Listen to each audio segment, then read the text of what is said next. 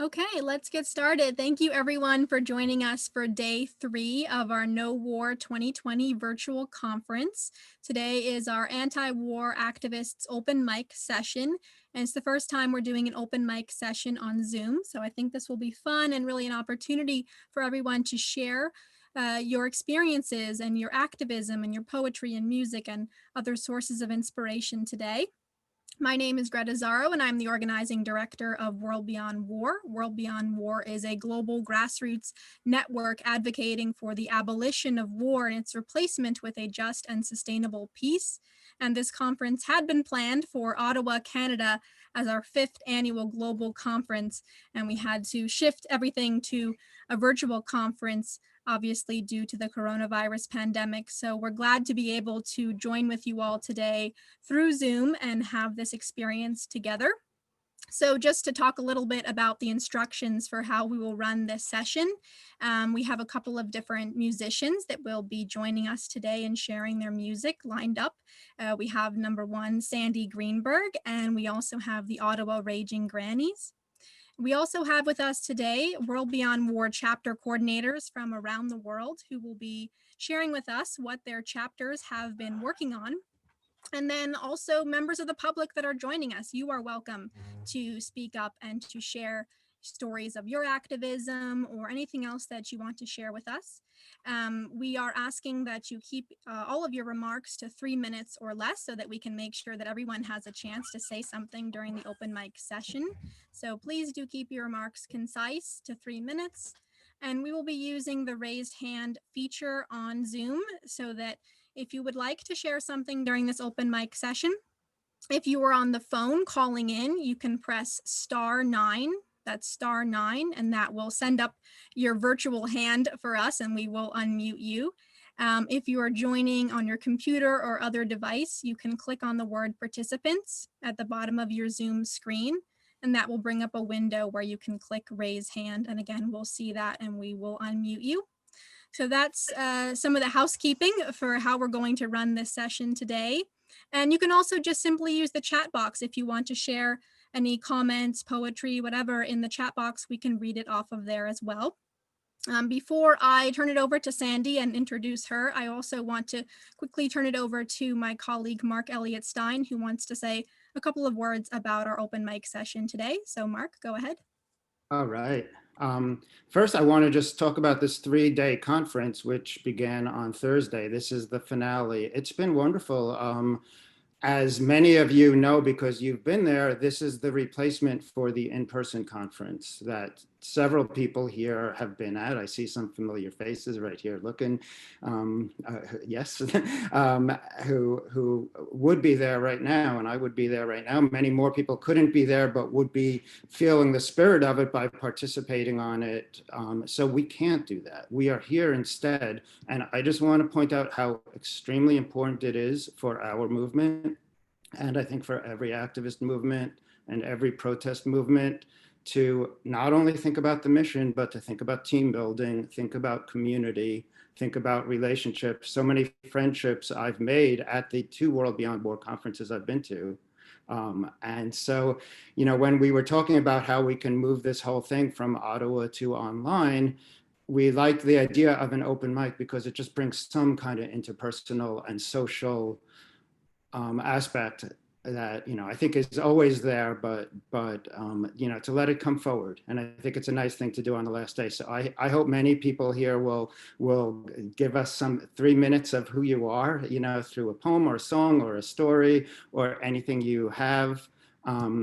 This is all about the culture of peace. That's a phrase that we use a lot. I think it means the artistic or cultural or human side of activism that is so important. So with that, let's get started. Thank you, Mark. Yeah, and I think it's so important, as you were saying, to balance the kind of academic and educational side with the social side, and we get a lot of feedback about that, of, you know, maintaining that networking and socializing that helps us feel inspired and motivated to keep going. And so now I will introduce Sandy Greenberg. Sandy is a musician who engages and delights audiences with her clear, strong voice and masterful guitar playing. She's also a dedicated peace activist with both Canadian and Nova Scotia Voice of Women for Peace. Sandy has sung at the World Peace Forum, the International Women's Day, the December 6th Day of Remembrance and Action on Violence Against Women, and at VOW vigils, rallies, and conferences. With the women's singing group Clearing by Noon, she recorded the album Singing for Peace. Sandy is also one half of the bilingual English and French award-winning duo Razzmatazz for Kids, which tours internationally with their fun and upbeat interactive concerts for families with young children, educational and inspiring elementary school concerts, and peace workshops. Welcome, Sandy.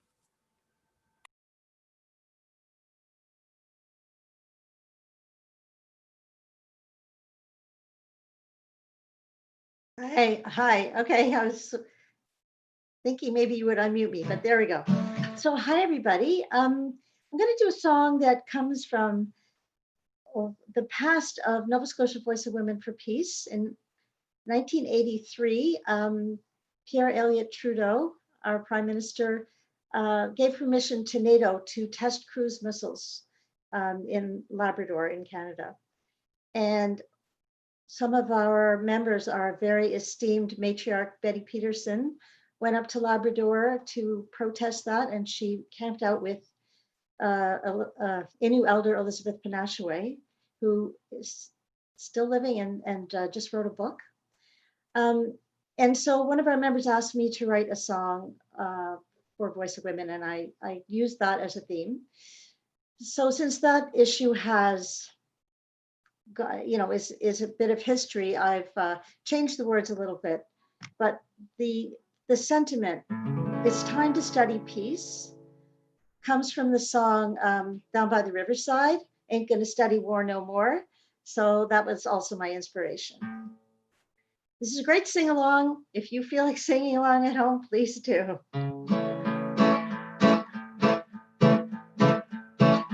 This is a song for our mother, the earth. This is a song for all our children. We will study war no more. It's time to study peace. We'll turn our swords into plowshares, missiles into hope.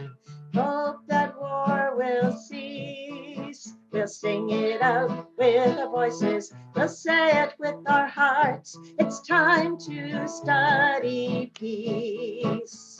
We want to tell our neighbors on this planet of Earth.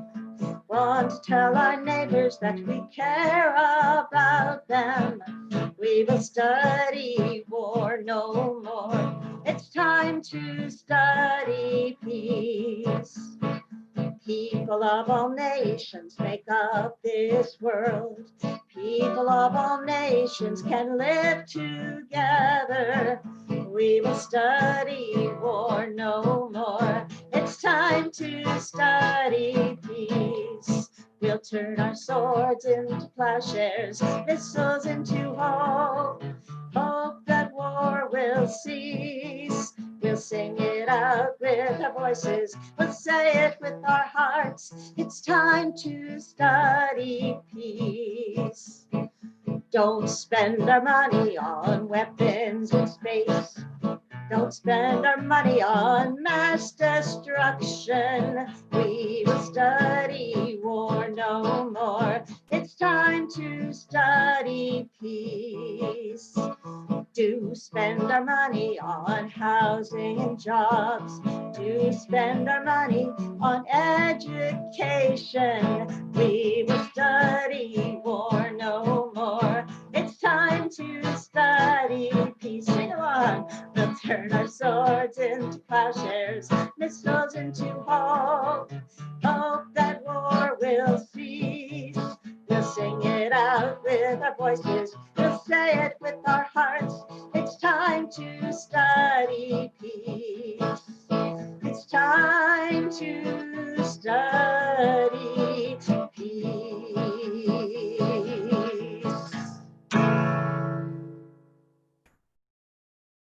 Wow, thank you so much, Sandy. You're welcome.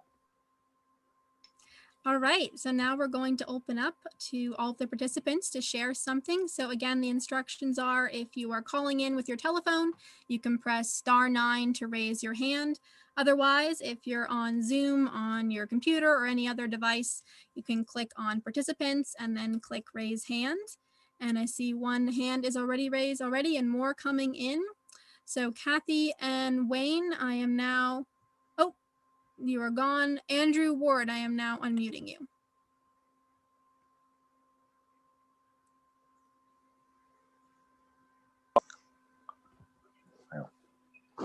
Right, okay, do you want me to read something then? Yes, please share. Okay, right.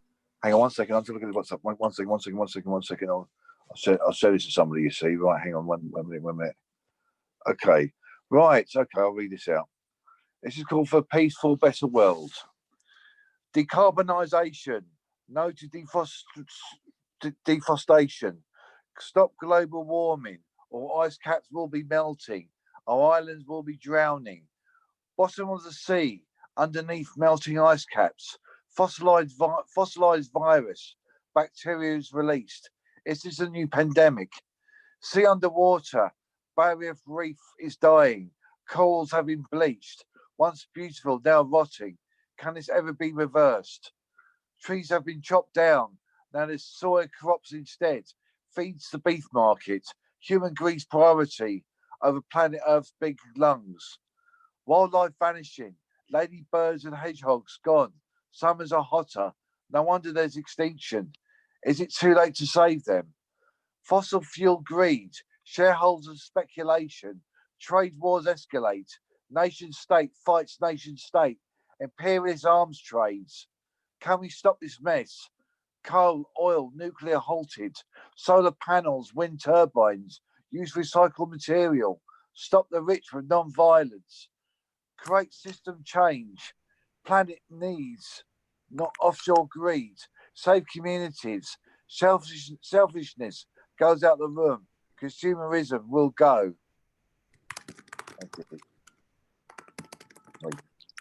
Thank you very much, Andrew. Okay, Kathy and Wayne, I am now unmuting you.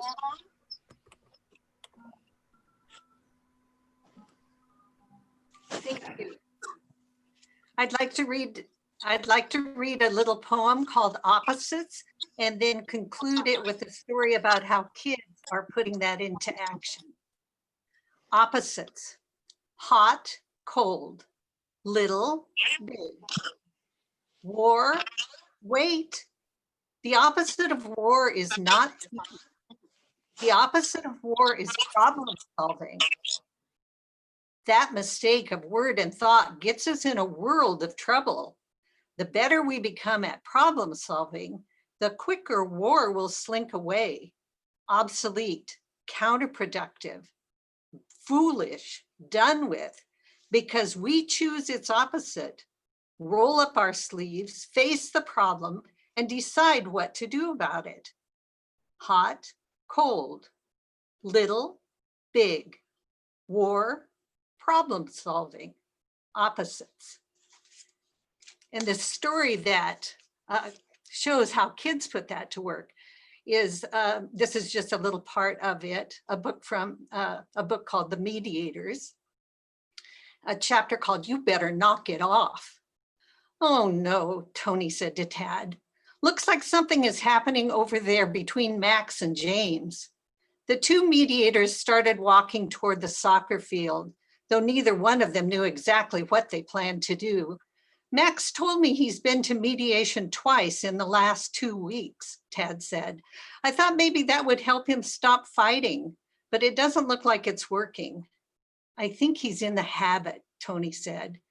But if he gets in another fight, he'll probably get suspended. I think the teachers are wearing out, Tad said.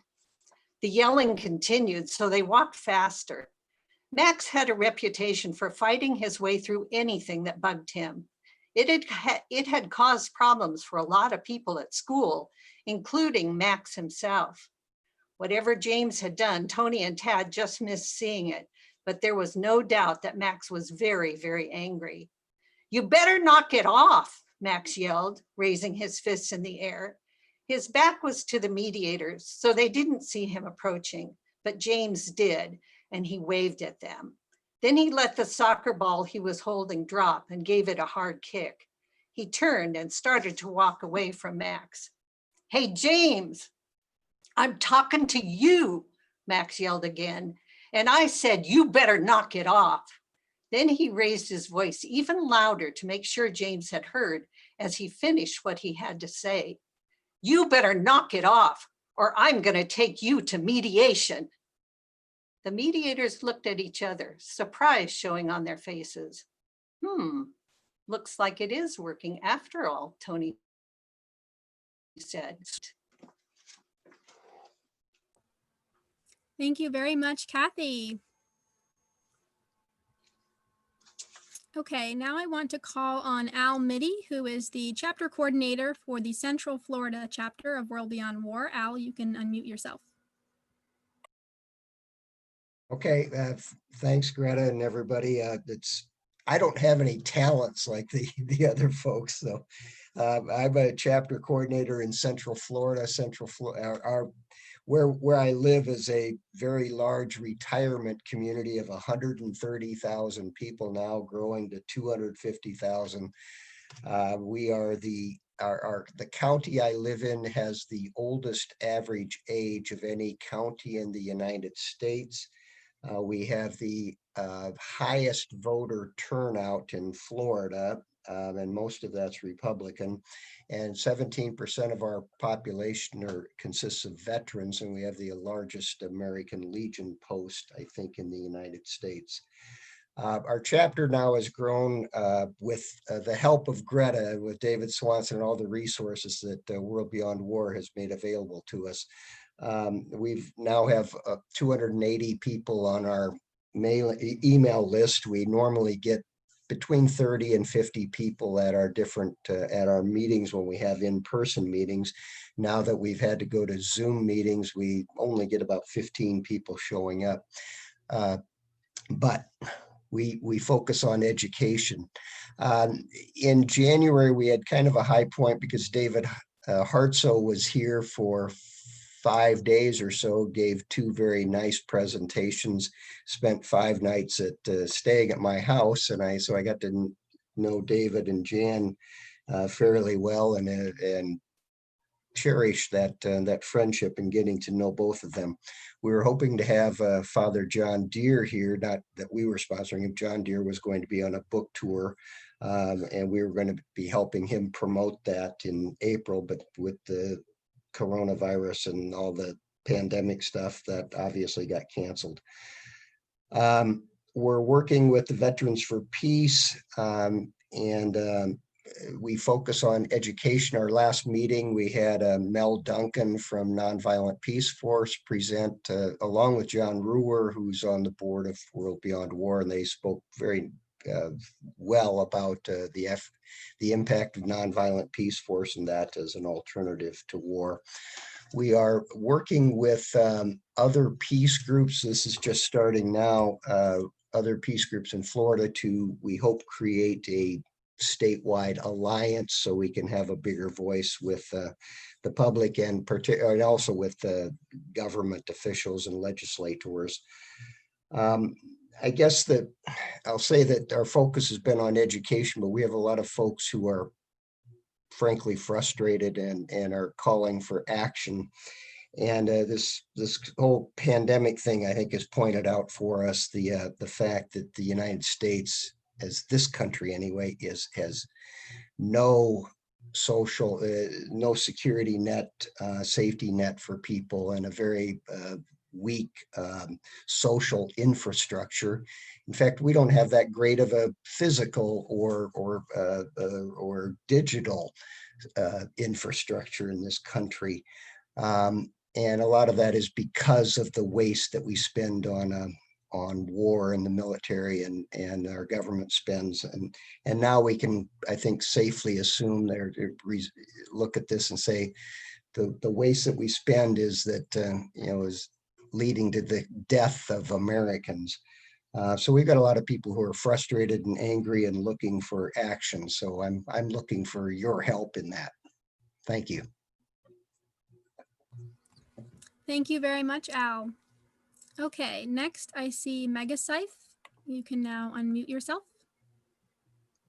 What's going on? How you doing, Greta? Good to see you. Good, how are you? Good. Peace, everybody. World Beyond War family. It's good to be part of this day. Of course, everything that's going on is ripping my soul and out of my body. Worry for my 7-year-old and 4-year-old boys. I've been writing a lot of material. I'm gonna share a new piece with you called Love, No Fear Now. And so I hope it sounds good. I know that these aren't the greatest to hear music, but this is a really good piece. So I hope it makes you feel good, all right?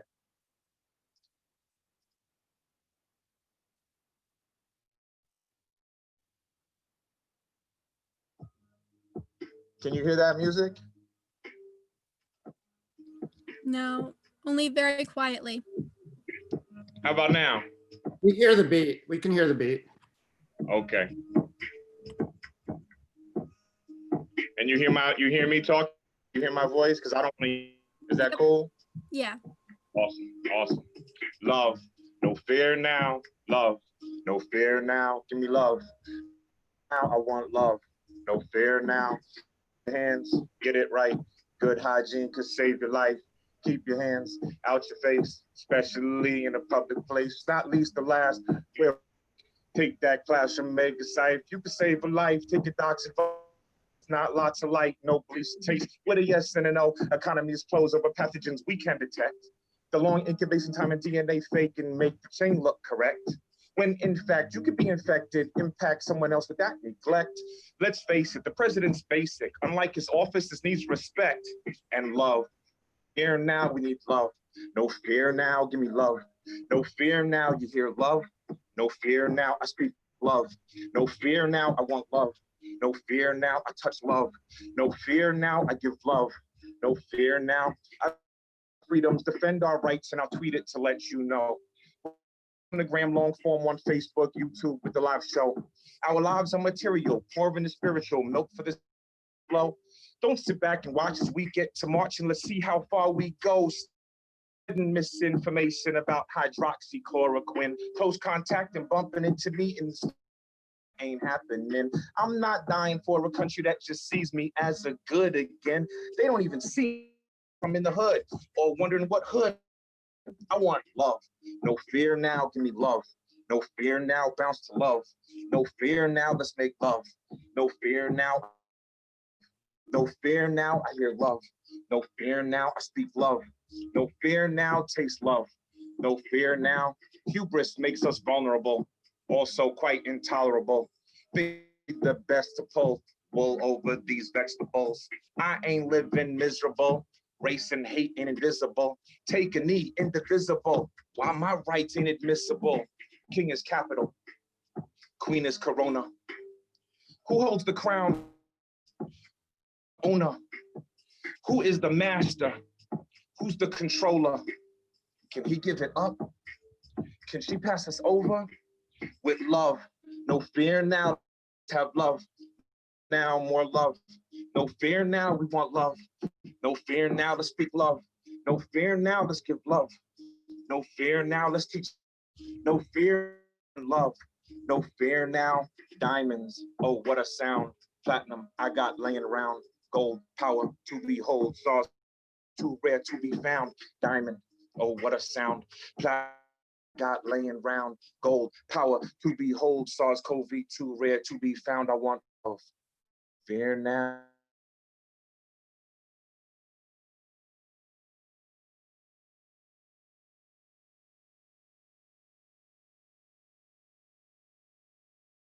Fear paradigm.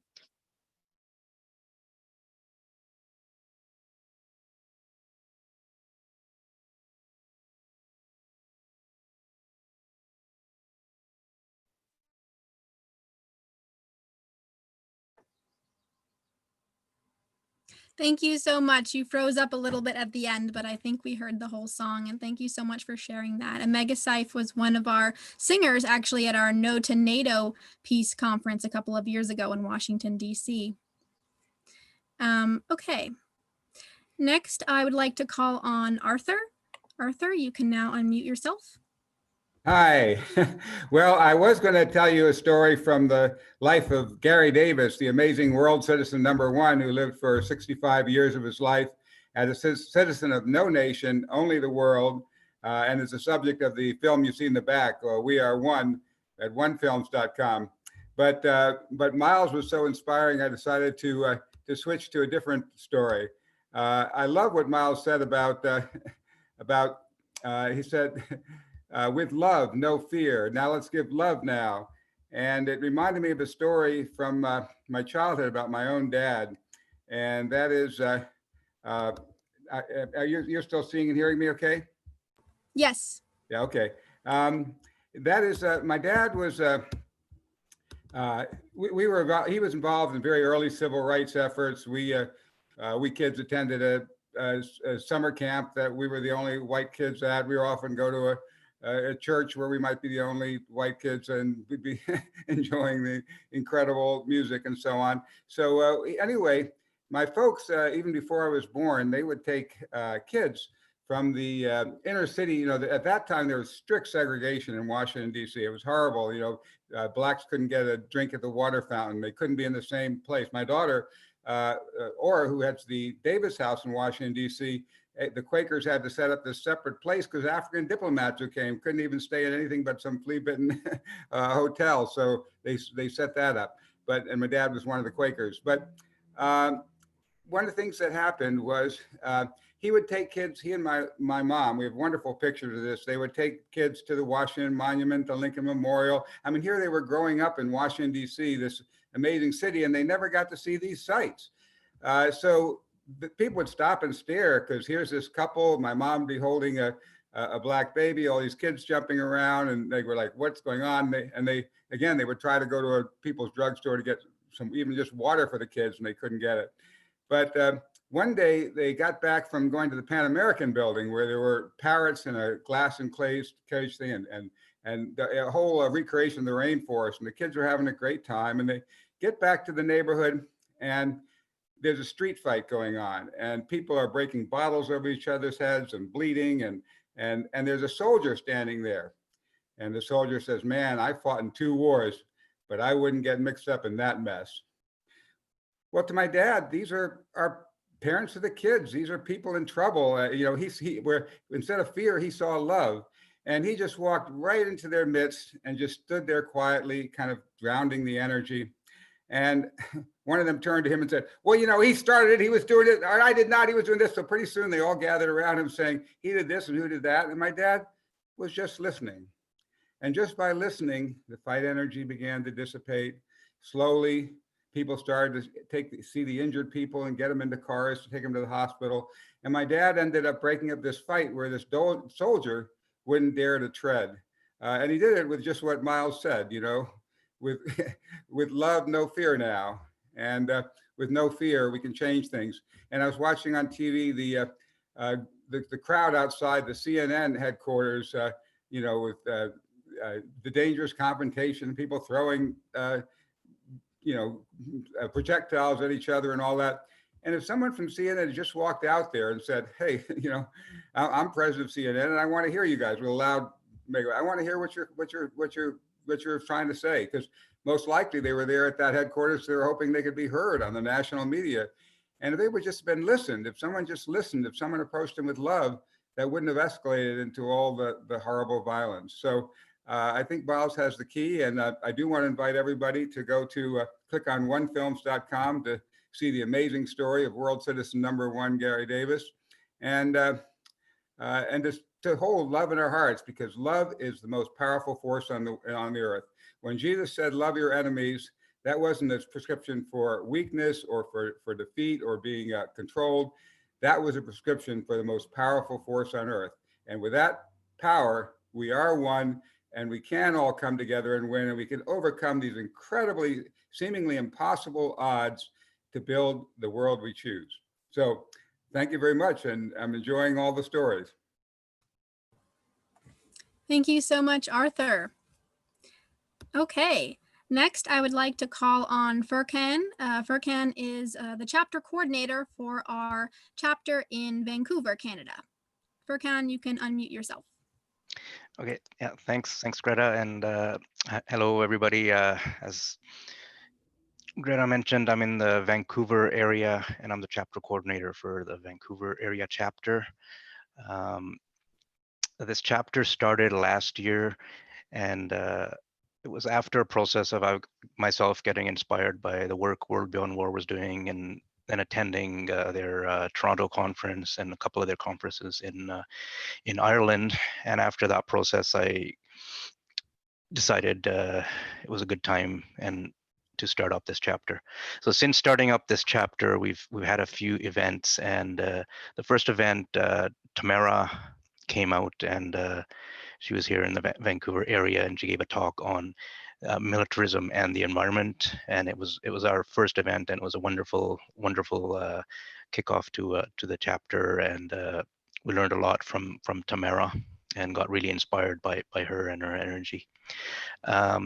After that, we had a couple of events on the same day where David Swanson came out. Again, that was really, it was a great experience, and really helped to build the chapter as well. We got a lot of people that came out, and so during these events and after these events, we had a core committee that for the chapter that developed over that time, and I'm really grateful for this committee. The people on this committee are a great bunch, and without them, like, this chapter would not be flourishing the way it is. Carol Zong, I already knew from Canadian Peace Initiative involvement in the past, and then Lynn Armstrong, Dr. Brendan Martin, and Marilyn Constable. These are the core committee members for the Vancouver chapter, and we're always looking for more people to get involved and build and strengthen the chapter. There's a few other people that get involved here and there, but without this core committee, I just want to emphasize that again, we would not have been able to be so successful in what we've done. Some of our goals are to build and strengthen the chapter, and with events and other activities, and just strengthening ourselves and our knowledge and understanding of what World Beyond War is doing and what other groups working in the peace space are doing, and strengthening the chapter, and then also building alliances with other groups, so that we have a local network here. So those are some of our sort of broad overall goals as we grow. And if anybody's in the Vancouver area, please reach out if you want to get involved. We're always wanting more people to help grow the chapter. And also, if anybody's interested in starting a chapter and maybe they want to talk in more detail with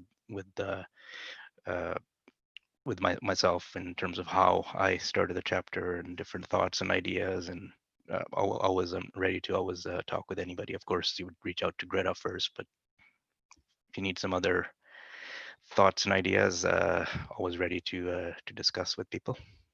And yeah, thank you. Thanks so much, Furkan. And if you're looking for a chapter in your area, you can go to our website, WorldBeyondWar.org/find chapter, to find a chapter or affiliate in your area, or to start your own like Furkan did. Okay, next in the list, I see John Ruhr. John, you're a co-host, so you can unmute yourself and share your video. Thank you very much. I don't have talent like Miles does, and believe me, none of you want to hear me sing. So what I'd like to share is from some friends in South Sudan who made a video for us after learning about World Beyond War, when I asked them to help tell us what war is really like. You know, we North Americans just make war. We don't really have to suffer from it. So being in a place for many months last year and watching them suffer, they sent this message to us. So if I can get the screen share to work, we will, where's that button that tells me I have to, is it advanced? I have to share the computer sound to make it work. There we go. So that's the video. let's see, desktop. All right, if all goes well. Sunday children, South Sudan.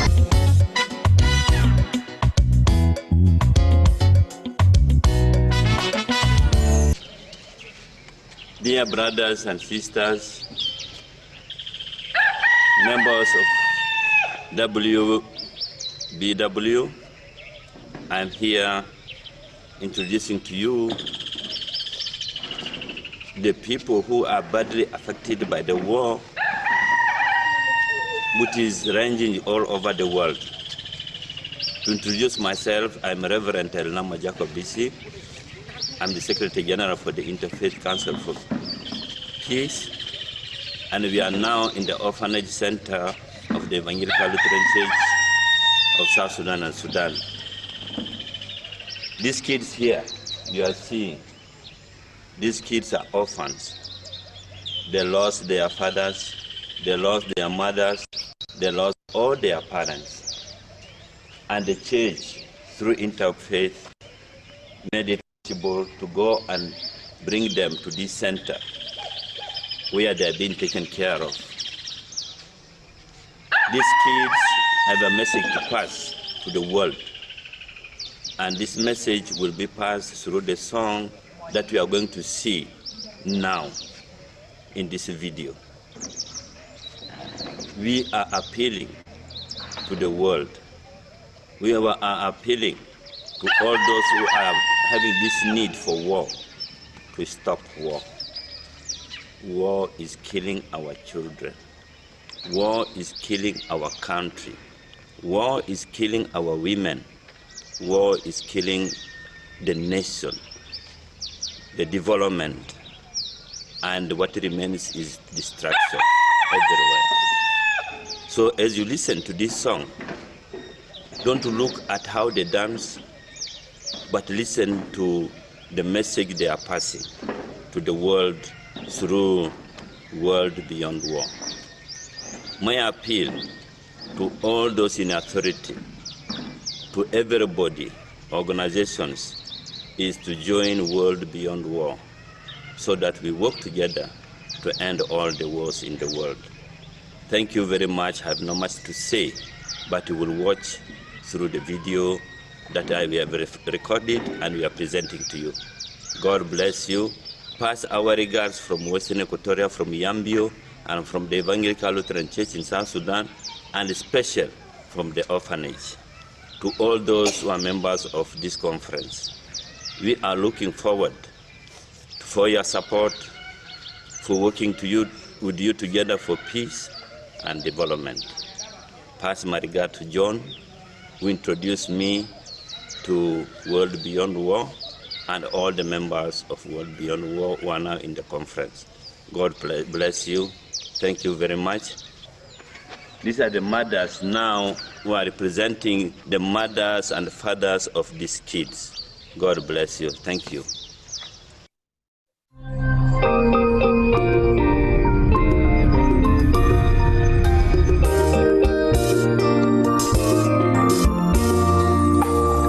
we are the victims of war. We are the victims of war. We are the victims of war.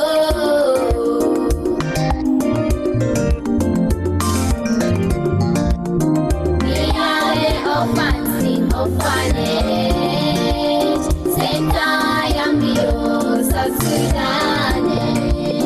We lost both our parents, sisters, and our brothers in the war. War is so bad, it's so destructive.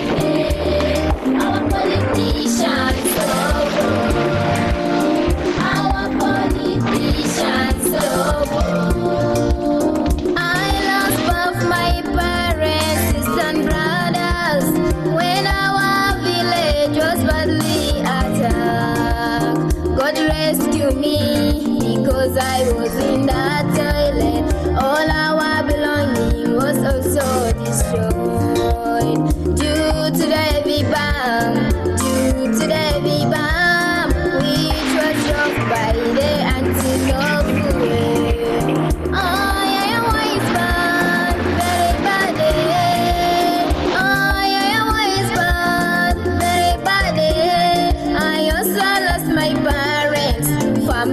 and friends.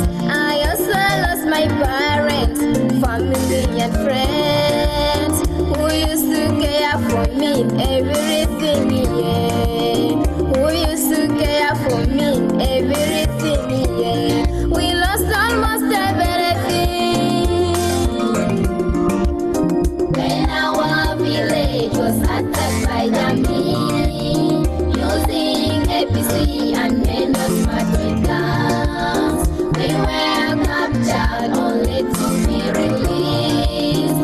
When interfaith, we are looking for some more children among soldiers,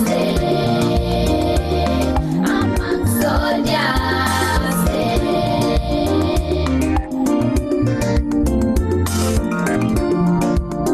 Dear parents, all the angels who are in position to advocate for peace. Dear parents, all the angels who are in position to advocate for peace. Advocated to end the war in South Sudan. Advocated to end the war in Africa. Advocated to end the war in Europe.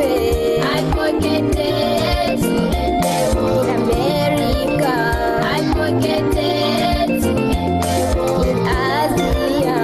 Advocated to end the war in the whole world. All the superpowers in the world. The effect of the war is so great on the children. The effect of the war is so great on the children. On their mothers, on their fathers. War is so destructive, yeah, it kills them. War is so destructive, yeah, it kills them. CDC, alle war is so bad. So bad. CDC, alle war is so bad. So bad. It destroyed the economy. So bad. It destroyed the environment. So bad. It gives room to GBV. So bad. It gives room to disease. So bad.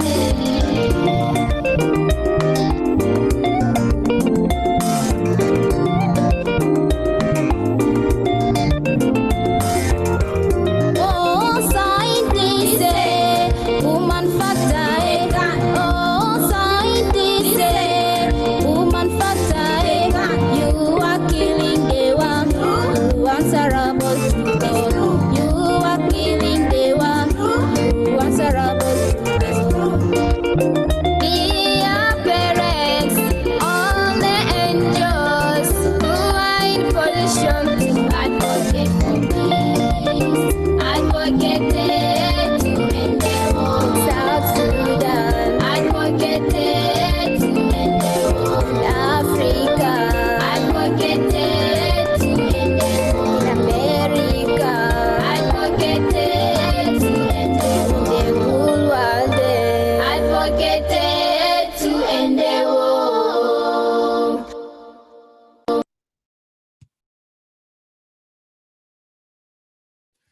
They're really something.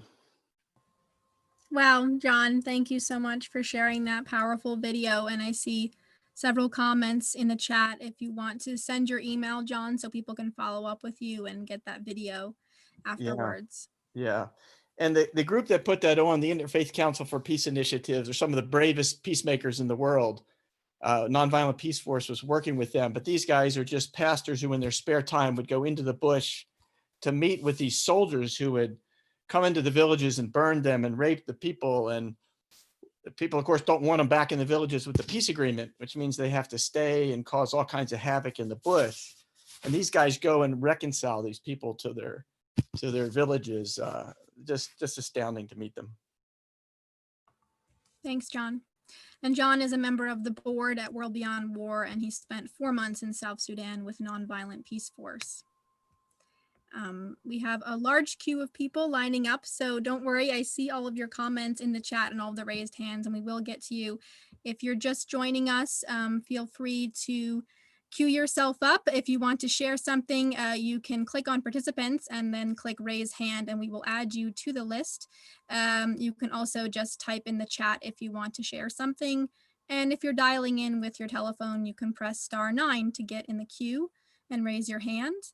Next, I see Jean Stevens, and you can now unmute yourself. Hello, everyone. That was really inspirational and also very sad, but what a wonderful film. And I'm glad that you shared it with us. I also make little short films.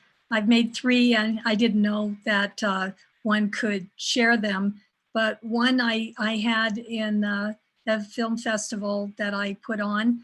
It was a short film. I live 45 miles from the birthplace of the nuclear bomb, Los Alamos National Laboratory. And this is the 75th anniversary of the detonation of the nuclear bomb on Hiroshima and Nagasaki. And so that film, I happened to go to Hiroshima in 1983, and it made a big impact on me. And I recorded a Japanese woman who had taken a true script of a young girl who remembered seeing the bomb falling from the airplane on that morning. And I was luckily had the recording, and I made some visuals with that recording last year. And it was called Hibakusha Remembers. Hibakusha is the name of a survivor in Japanese of the atomic bomb. So I noticed a lot of the participants are over 40 or 50. And I think many of you will remember, then perhaps some not, but in 1962, when they had the Cuban Missile Crisis, I lived in Los Angeles at the time. And I recently learned that there are about 9 spots around Los Angeles where they had missiles pointed probably to Soviet Union. And I recently learned that Los Angeles was like the #1 detonation spot if there were going to be a nuclear war, because of all of the aerospace industry like Lockheed Martin and others, and the Hollywood, because it would have been. So I left Southern California because of fear of San Onofre nuclear plant. And I moved to Taos, New Mexico, and now I live 45 miles, excuse me, from where they're now wanting to put plutonium pit nuke bombs. And as you all know, Trump is entering into a new Cold War era, and it's really terrifying for me. So I did another little film called Blue Skies Up Above, which is musical, and My One Life, which was my story from 1-year-old, from Mal taking over Russia and coinciding with growing up in LA with Disneyland and Mickey Mouse, and then going into the nuclear, the Cuban Missile Crisis, and then the Beach Boys, and then the Vietnam War. And I lived near Watts, and I moved away from that. So anyway, I wrote this little song, and I haven't put it to music, nor maybe I will make a little short film around that too. And this is how it goes. 50 years have passed along, still singing songs for peace. 50 years have passed along, still singing songs for peace. You've got to sing, 'cause we're not alone. You've got a heart, rejoice in songs. 50 years have passed along, still singing songs for peace. 50 years have passed along, still singing songs for peace. Don't forget your power, rejoice in melody. Create new tunes together, rejoice for equality. 50 years have passed along, still singing songs for peace. 50 years have passed along, still singing songs for peace. Lift up each other before it's too late. Together we'll sing songs and abolish hate. 50 years have passed along, still singing songs for peace. 50 years have passed along, still singing songs for peace. Embrace your foes, look in their eyes, hold each other strong, in spirit and in song. 50 years have passed along, still singing songs for peace. 50 years have passed along, still singing songs for peace. So I wrote that for Earth Day, 1970, 50 years ago. Thank you.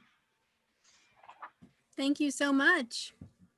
If you're just joining us, you can get in the line to share something by clicking participants and then click raise hand, and we will unmute you when it's your turn, or pressing *9 if you're dialing in with your telephone, or typing in the chat box and letting us know that you want to share something. And again, we ask that everyone keep your remarks to 3 minutes or less so that we can get to everyone on the list. So next, I want to call on Heinrich, who is our chapter coordinator for Berlin. Heinrich, you can now unmute yourself. Yes, hello everyone. Thank you for creating this conference here and to have us all get together. Yeah, we here in Berlin, we have been for the Corona crisis on lockdown for some time. Now it's slowly opening up again. I'm sitting here at my little anti-war cafe, which is still half open only at certain times of the day. Today we had an event, Hands of Venezuela for Latin America and for Venezuela. And we were an international group of activists there. We do this since 1 year at the landmark of the Brandenburg Gate in Berlin. And maybe I show you a small video where we have been today. You can see it here in front of the Potsdamer Platz today, because we couldn't be at the Brandenburg Gate. You see the World Beyond War banner there, and we bring that every weekend to talk about this organization as well. And we have been promoting also the appeal for global ceasefire by the UN Secretary Guterres, that has been going on for some time now, to call for a global ceasefire. And on the 9th of May, we have celebrated the Victory Day here in Berlin, the victory of the Soviet army taking Berlin from the fascists in 1945. And we have been also at the memorial in Berlin, also again with the banners and also with the World Beyond War banner. And we hope that the tensions in the world can be brought back, but it all looks like very threatening at the moment. You have these events in Venezuela, you have the Defender 2020 exercises here in Germany that have been cancelled for a while, but now they're taking up again, especially in Poland and close to the Russian border. There are troop movements again, NATO troops. Then you have all these other tensions around the world, this anti-Chinese sentiment that is going around at the moment.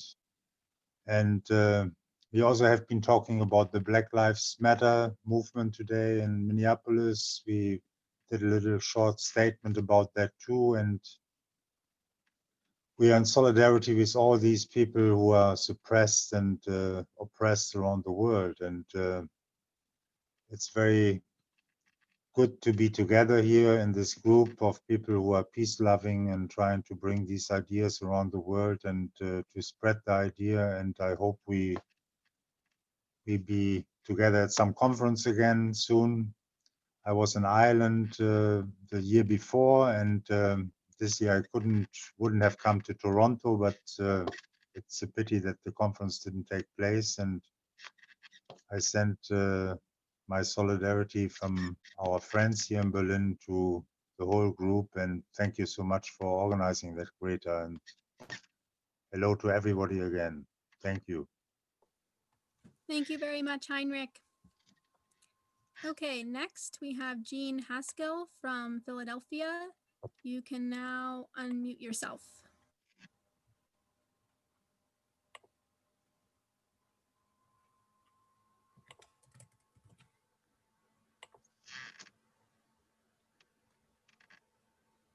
Jean? Okay. Hello, everybody. I'm in Philadelphia, where it is bright and sunny today.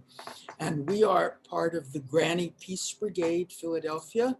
We are a group that is 14 years old. We were formed when George Bush sent troops into Iraq, and we have been protesting war in as many ways as we possibly can ever since. Some of us are graduates of Women's Strike for Peace during the anti-Vietnam War efforts, and we loved hearing the story about Women's Strike for Peace on Thursday. In fact, some of us were there in that room with the Senate hearings and the babies and the diapers and the nursing mothers. We have been working a little bit with Greta on divestment and trying to get the city of Philadelphia to divest its pension fund from nuclear weapons, and that's on hold now, just as most things are with the pandemic. Our current effort will be against nuclear war and nuclear treaties. And as Jean said, it's 75 years since the dropping of the bomb. And coming up in February is the end of the START treaty. So we're going to focus our efforts now on trying to get the United States to renew the START treaty. And we're getting people to call Congress. And as people know, our dear president tends to disassociate from various agreements. So we want to see if we can get the country to keep this START agreement will be our effort. So thank you. It's amazing to see all these wonderful people here. Thank you so much, Jean. I look forward to working more on divestment soon. Can I say one more thing? Sometimes people mistake us for the Raging Grannies, and I know they're here today. The major difference between us and the Raging Grannies is the Raging Grannies really do know how to sing. We sing, but we don't really know how to sing.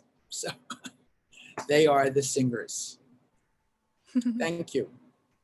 Thanks. Okay. William, which I think is Bill Geimer, you can now unmute.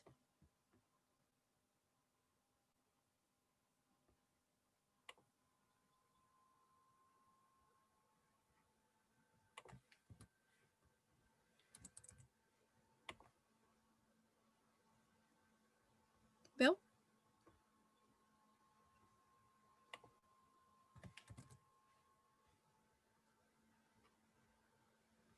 Bill, you are now unmuted.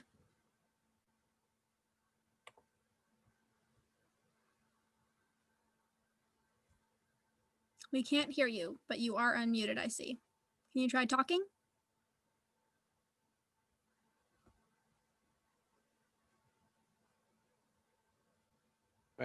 How about now? Yes. Hallelujah. Thank you. My name is Bill Geimer. I'm a chapter coordinator with World Beyond War, Victoria. And I'm a retired law professor and lawyer and a veteran of the U.S. Army 82nd Airborne Division. The rest of my bio, if you're interested, is on the Speakers Bureau list. I want to talk about a Hiroshima Nagasaki related event, and that the previous speakers have reminded me of elements that are not in my bio, including the fact that barely 4 years after the bombs dropped, I was in grade school in Yokohama, Japan, as part of the family of the occupying army. At the time of the Cuban Missile Crisis, I was in paratroop school, and the word was that the last jump might be into Cuba. Thank God that didn't happen. And I appreciated listening to Heinrich. I have a photograph of my group of students. I was in high school in Germany in front of the Brandenburg Gate before the Berlin Wall. So I've enjoyed what's going on so far. What I really enjoyed more is the event that I'm going to tell you about and ask you for your support for. One of the things that I have been trying so hard to do in World Beyond War and in other efforts is to get faith communities and peace communities to understand one another and cooperate and do things together. And I haven't been successful at all so many times. I'm a member of both communities, but I want to solicit your support today for an event that's coming up where this is finally going to happen. Sponsored by World Beyond War Victoria and the Anglican Church of the Advent in Colwood, British Columbia, and Anglicans up and down Vancouver Island and members of other faith traditions as well, and other peacemakers here and on the Gulf Islands. There are two matters around the Bells for Peace commemoration of the 75th observance of the bombing of Hiroshima and Nagasaki.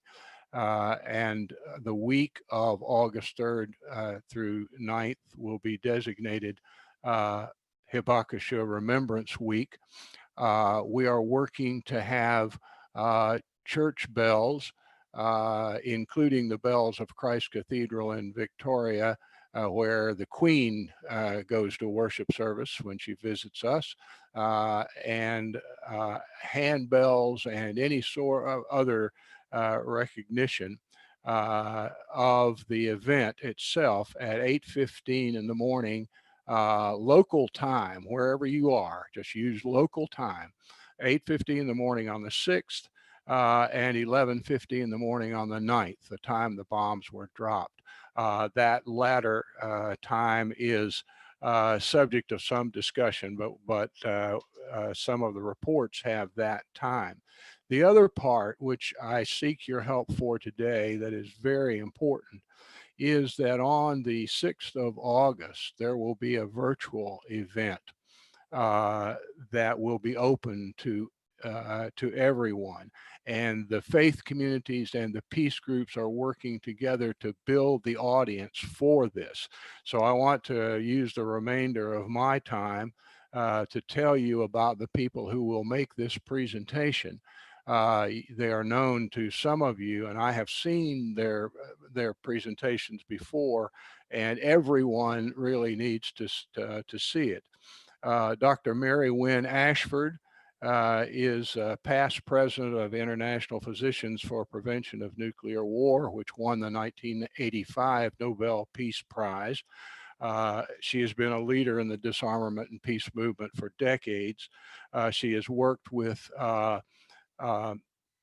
Canadian Physicians for Social Responsibility and International Physicians for Prevention of Nuclear War, where she was co-president. The organization in Canada is now called Physicians for Global Survival, and has been a member of World Beyond War Victoria and its predecessor organization. She has twice won the Governor General's Medal, also won the YWCA Women of Distinction Award for Human Rights. She's the author of a book, Enough Blood Shed, 101 Solutions to Violence, Terror, and War.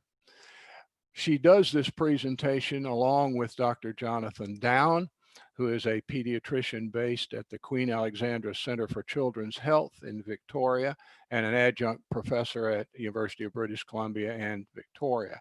He is the president-elect of Physicians for Global Survival and was a founding member of the Vancouver Island Peace and Disarmament Network, which is now World Beyond War Victoria. The third presenter is someone you may not know, but you will over the coming years. And I'm delighted that in addition to my interest in having peace groups and faith groups work together, the other passion that I have is for young people and old people, like me, peacemakers, to learn about one another, understand one another, and work together. And the third presenter is one of the most remarkable young people you will meet. Her name is Magritte Gordonier. She is a student at McGill University studying political science and history. She came to the peace groups in Victoria through a club she helped form at Esquimalt High School called Esquimalt Students Caring About Peace and the Environment, ESCAPE. She helped to found McGill Students for Peace and Disarmament, which is McGill's only peace-oriented student group. And this is our first year, mind you. And in 2019, Magritte traveled to Hiroshima on full scholarship to participate in the ICANN Academy on Nuclear Weapons and Global Security. And at 18 years of age, last year, Magritte was sponsored to attend the United Nations 4th Review Conference of the Landmine Ban Treaty in Oslo, Norway, where she lobbied with the international campaign to ban landmines. She currently works as a program assistant with International Physicians for the Prevention of Nuclear War in Canada. So you will, if you have an interest, you will get the link, and Greta has made some wonderful offers to help us on that. So this cooperative venture between peace groups and faith organizations on the matter of the nuclear threat and the public health consequences and the international law is remarkable. I've seen pretty much the other versions of it. I will put my email address on the chat. And if you have an interest in this and you can help us grow the audience for this event, you will not be disappointed. And thanks to you all. It's great to hear you. Thank you so much, Bill. We look forward to working together on that event. And next, I see Robin Lloyd has her hand up.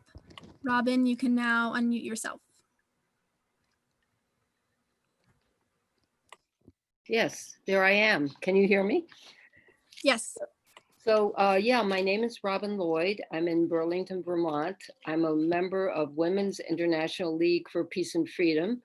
And we have developed a project that I'd like to tell you about because I think a number might be interested. I mean, it's looking into the history. Okay, it's the 75th year of the bombing of Hiroshima and Nagasaki. We know that, but what was happening 75 years ago? I mean, it was 1945. The war had ended in Europe, but it had not yet ended in the Pacific until the end of the year. What we did was and it was the creation of the United Nations. So there was this development towards trying to figure out a solution to ending war and setting up a cooperative global structure. And at the meantime, the United States dropped the most terrifying bombs on civilians that really changed the world forever. So we wanted to create a timeline. We have created a timeline that weaves together those two elements of the drive for a lasting peace and then how to deal with these terrible nuclear weapons. So please go and visit it. It's at wilfus.org, and it's under our disarm page. And part of that, we've been holding Zoom calls related to the one that's taken place was about the necessity defense, which are most of the listeners here from the US. But anyway, the necessity defense it can be used during nuclear protest trials to say we have to explain to the jury why we have done what we've done.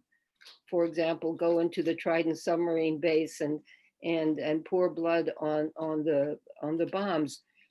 That is really, you're not currently allowed to explain why you've done these things. All that you can tell the jury is that you broke into a Trident submarine base. So we had that Zoom conference that we had is on our website. The next one is on the foundation of the United Nations. The charter was created and completed on June 28th, I think it is.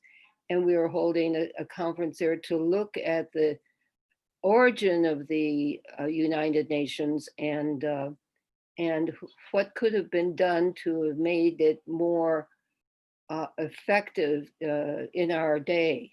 The last part of what I've been involved in is that we in WILF have received, this is incredible. This is, you wouldn't, these, I call them little amulets of commitment. These little peace cranes. Can you see it? It was beautiful. These were all created by the Hibakusha in Japan and sent to WILF US, and now we're sending them to WILF branches. So if you would like to get hold of some of them, they are they're made on paper that has Japanese writing on them. I'm not quite sure whether it's from peace, peace documents or what. But anyway, so we are distributing them around to our friends and hoping people will see them as we're calling it, an amulet of commitment to ending nuclear weapons. So that's all I'd like to say. Thank you for holding this discussion. Thank you so much, Robin. Okay, next I would like to call on Helen and Paulette from the South Georgian Bay chapter in Canada. You can unmute yourselves. Thanks, Greta. I'm Helen. I'm actually talking to you from Collingwood, Ontario, where it's incredibly sunny. We're about 2 hours north of Toronto. And our chapter is not even a year old. We started about 11 months ago. And we have at this point, about 125 subscribing members and about 20 members who are active in some way, shape, or form. And one of our members is an artist. She has a studio in her home. And we thought it would be fun if she debriefed you on what we've been doing over the last year from her point of view. We call her our creative director. So over to you, Paulette. Okay, I think I'm unmuted. Can you hear me? I can hear you. Oh, good.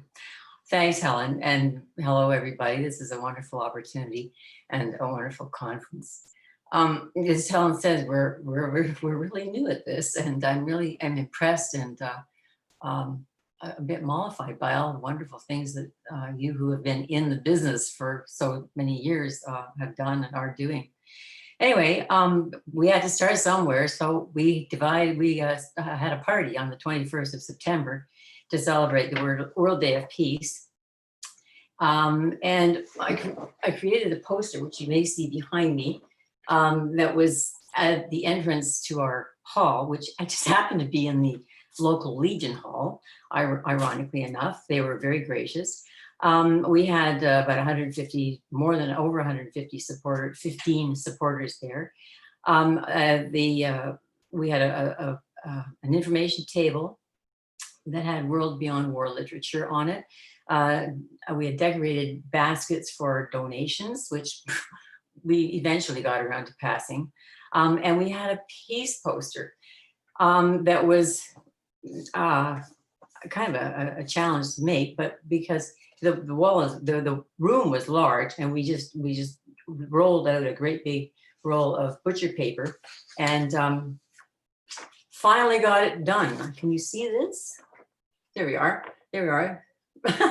So celebrating the wall having gone up, and you can see the great big cutout letters saying peace. And here's one to show you kind of the size of the thing. It actually extends about 5 feet in either direction, either side. And you can see the little sticky bits on the wall. And these were notes that we had people create. We left sticky notes on the tables and with pens. And we encourage people to write notes, write pledges that they would take the World Beyond War Peace Pledge. And some people wrote directly on the paper itself. You can see in this one, there's a little cartoon drawing of I'm not quite sure what it is, but anyway, people were very enthusiastic about it. And here's Helen with showing the wall with all its blue stickies and a big peace symbol underneath the word peace for our celebration. So that was the jumping off place. Personally, my husband wrote a letter that he addressed initially to Prime Minister Justin Trudeau, asking him to take a stand against Canada's military funding. And I've lost it. I'm just going to read you a couple of pieces out of it. Dear Prime Minister Trudeau, a groundswell of Canadians are distressed by the horrendous waste of human lives, of natural resources, and of money to fight war. We are concerned about the irreparable damage done to the environment and to human culture by war. We would really like to create a better world for our children, so please join us and support No War 2020, which of course didn't happen, which is why we're here now. Please join the international coalition converging on Ottawa, blah, blah, blah. It says, say no to CANSEC, Canada's Global Defense and Security Trade Show. And then there's for more information about alternatives to war, please go to WorldBeyondWar.org. And he sent it to 18 members of Parliament, Prime Minister Trudeau, his cabinet, the opposition leaders, and some particular, our local MP for one, and a few others.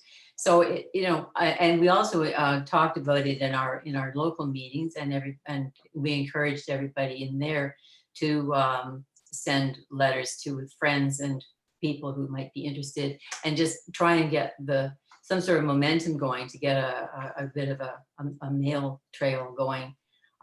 By snail mail, all of it, by the way, this was done, not by, some people were contacted on the internet, but our feeling was that snail mail would make a bigger impact.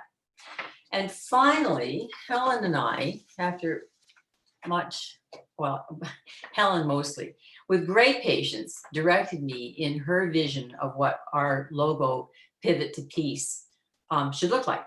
And so we finally came up with this, and we're proud to present that as our mark for our group in Collingwood. And thank you very much for this opportunity, and thank you, Helen, for including me. Thank you, creative director. Thank you so much, Helen and Paulette. Okay, I see Joan has her hand raised. Joan, you can now unmute yourself. Well, am I unmute? Yes, we can hear you. Okay. You're supposed to mute yourself again. Oh, yes. Well, there have been so many interesting presentations. I was trying to think of things that I've changed what I was going to say completely and to respond in some way. But I remember someone from WILF, I can't remember her name, was interested in going back and looking, well, what was happening at the time in 1945 in the formation of the United Nations. And actually, well, I wasn't very much aware of what was going on. I was only 8 at the time, but my father was working there. But one big mistake they made in the very beginning is to bestow legitimacy on nuclear powers by giving many of them the veto, which was absolutely absurd. And the whole presence of the UN Security Council is something we should seriously address, because the only time war is deemed to be legal is if it's agreed to by the UN Security Council. And I think I've been often at the UN calling for the delegitimization of war. Well, one way of doing it is to dismantle the Security Council. And I've often suggested that at meetings, and people don't seem to want to go that far, but I think the time has come. And I think the power should be given to one of the reasons I feel it should be dismantled is that it actually violates a very important principle in the UN Charter, and I'll just read it to you now. Article 2 said, the organization, its members are in pursuit, accordance with the following principles, which is the organization is based on the principle of sovereign equality of all its members. Well, certainly with the Security Council, it violates fundamentally that principle. So I've been advocating when I go to the UN that we should give the power to the UN General Assembly. And actually, I was very interested during the Iraq War and trying to invoke the Uniting for Peace resolution to try to prevent the invasion of Iraq.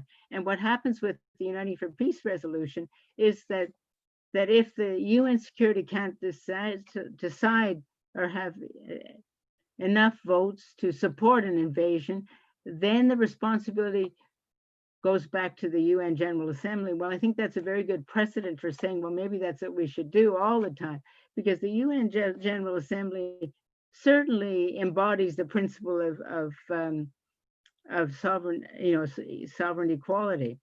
So I think if we did just have the UN General Assembly, what we could call upon the UN General Assembly to do is to go to chapter 6, which is a wonderful chapter. The US always bypasses it and rushes to chapter 7 and tries to get support to invade another country. But the chapter 6 is a wonderful one. It's calling for Pacific settlement of disputes. It's saying if there's any danger to peace and security, first of all those involved should seek a solution by negotiation, inquiry, mediation, conciliation, arbitration, judicial settlement.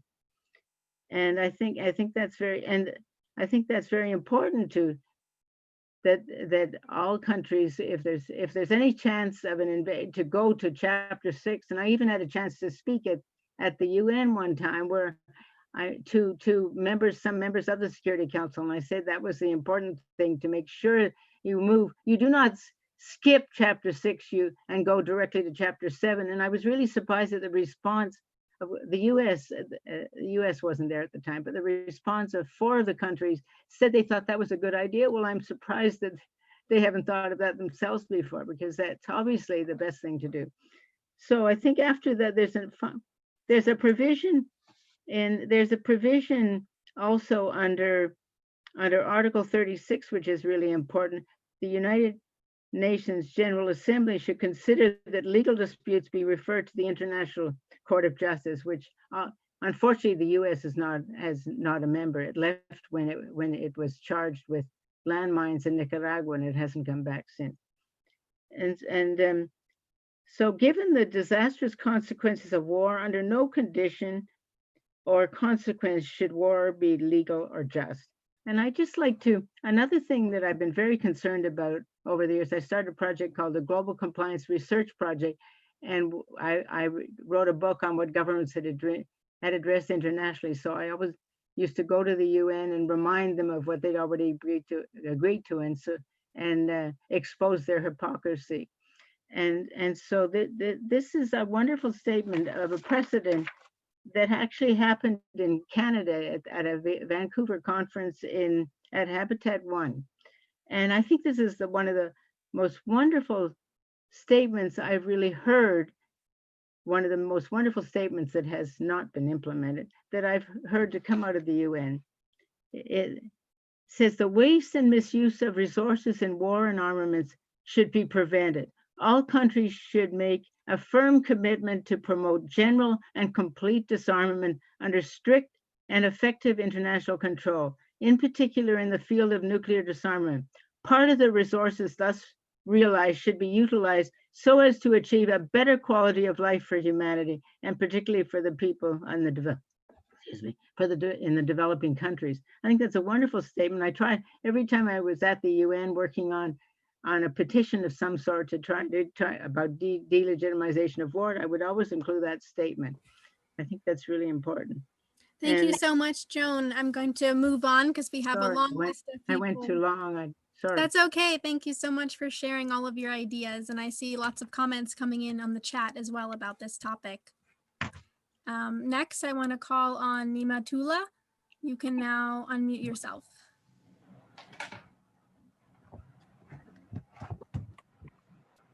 Hello, can you hear me? Yes. I'm Nematullah. I'm from Afghanistan and I'm a member of Afghan Peace Volunteers. And I have a poem to share. Uh, shall I start? Yes, please. Stand tall. The women came in peace, big smiles on their faces, distant laughter, heading to unknown paths. I asked, "Oh, sisters, pray for me," yet they didn't hear. The men came marching, big bodies carrying their heads, long hands hanging from shoulders, big steps speeding up. I asked, "Oh, brothers, pray for me," but they didn't hear. I saw a woman crying. Her face was familiar. She looked old. She was my mother, a child accompanying her. The child was my sister. I asked her not to cry, but she didn't hear. She was busy collecting my pieces, crying when collecting. I realized I was dead a while ago. As I touched my body, it was cold and relaxed. After she collected me, I was not a piece, but pieces. I was blown up an hour ago. Those were my pulse that she was collecting. Women and men gathered. They washed me and connected my pieces. They put me in a coffin, carried me to the cemetery, crying, praying as they buried me. I saw soldiers with rifles. I asked them not to fire, but they didn't hear me. That was how they celebrated my death, firing up to the sky, scaring birds and animals, scaring a dead man. My beloved mother, this was my story. I went to earn a living, and I'm sorry. Thank you, I'm finished. Thank you so much for sharing that powerful poem. Next, I want to call on Liz Rummerswall from New Zealand. Liz, you can unmute yourself. Hi. Hi, everybody. Hang on. So, great to see everybody here. And it's kind of weird because normally we'd be all together, some of us, and it's a lot easier just to to stay at home. The world has changed so much since coronavirus, and we're just doing things differently now. So lovely to see some friends and listen to all the stories. I want to share a couple of things. One, I don't know if you heard Tao Pritchard, who spoke yesterday, and she talked about the campaign against the Weapons Expo, and she particularly spoke of the importance of involving the Indigenous people. And I've worked with Tao over the last 3 or 4 Weapons Expos, and we also included the faith communities as well, which has been very powerful.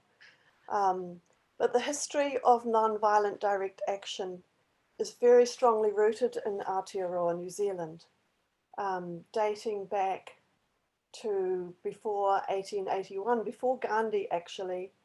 In Parihaka, there was prophets in Te Whiti, Orongomai, and Tohu Kakahi, who actually formulated a strategy of non-violent resistance to land confiscation.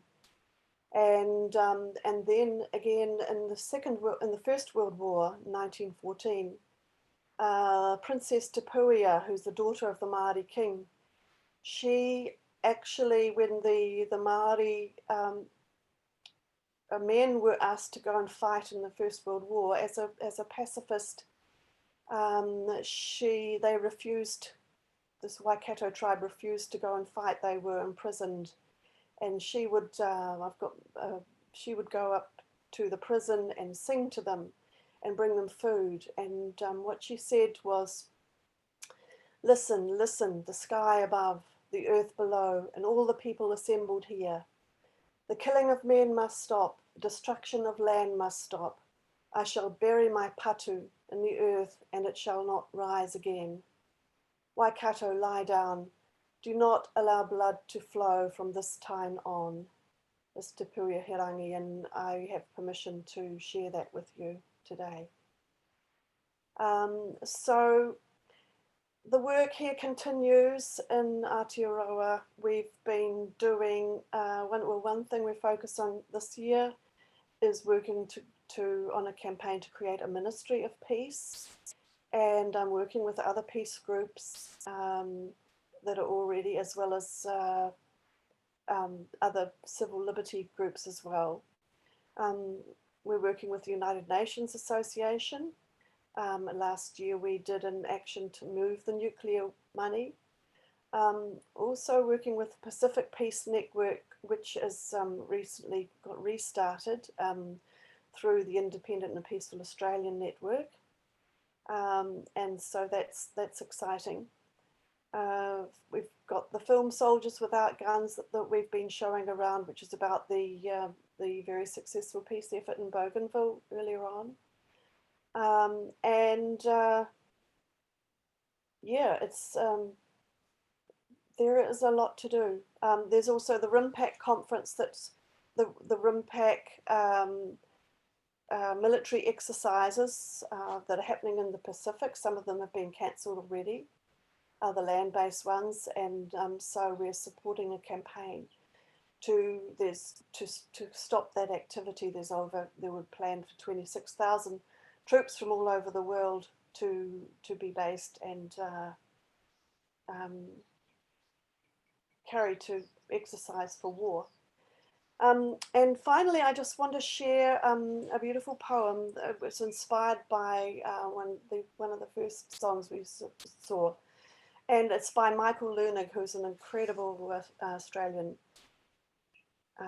cartoonist. So I leave you with this one, and I send you all my love. There are only two feelings, love and fear. There are only two languages, love and fear. There are only two activities, love and fear. There are only two motives, two procedures, two frameworks, two results, love and fear, love and fear. Thank you, and have a lovely day, everybody. Lots of love. Thank you so much, Liz. And if you're just joining us, we have about a half an hour left for our anti-war activists open mic session. We've got lots of hands raised and people lined up in the queue, so we hope to get to everyone if possible. Next, I want to call on Sherry. Sherry, do you want to say a couple of words? You can unmute yourself before I show the video. Hi, thank you, everybody. I'm Sherry Morin. I also work with the Afghan Peace Volunteers that Nematullah, who just gave us that incredible poem, is with. The video that she's going to show for us is one that's being done by the Afghan Peace Volunteers. It tells a story about some of the pathos that you can imagine Corona has added to being in a war zone. But it then has a short ask. They're running a campaign to have people do 5-word selfies. And the 5 words are, I just blanked. I wish everyone, everywhere, well. Just those 5 words, no add-on bonus, and then send it to a specific address that I can give you. And they are strung together 5 at a time from all over the world, just to lift up spirits in this time of both Corona and the time of trying to erase all war. So that's what this is about. And thanks for watching. Let me know if you want to be part of it. Dear, during COVID-19's lockdown, we've laughed a lot in our messenger chats. But once you posted a story and told me that people are like wolves, only stupider. But do you remember the Cherokee legend of 2 wolves fighting within us, one greedy and the other loving? The child asked, which wolf will win? And his grandfather replied, the one you feed. I can see that the loving wolf is winning in this pandemic because people everywhere are feeding love by doing what they can for those who need food, safety, or just a listening ear. Those at home or with no home at all, or for others who are fleeing war and poverty, like you. Many are defying the childish politicians you speak about. But I must admit that in the news we watch, this isn't obvious. The media can make us feel sad, anxious, and confused. I myself searched for video messages of solidarity across borders, but only found a few. So I've started collecting well wishes of people from different countries, and I'm wishing for more. I hope that one day, when you wonder which wolf will win, these collected messages would remind you that humanity was feeding the loving wolf. So, dear in all, the loving wolf in you will win.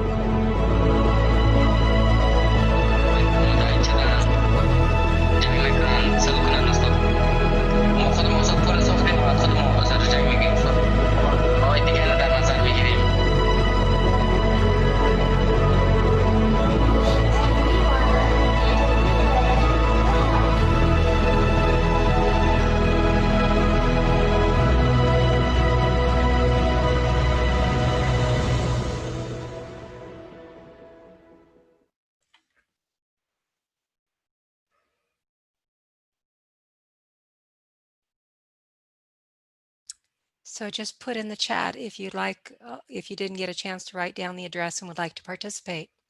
Thanks, everyone. Thank you, Sherry. All right, now I want to call on Wolfgang. Wolfgang, you can now unmute yourself.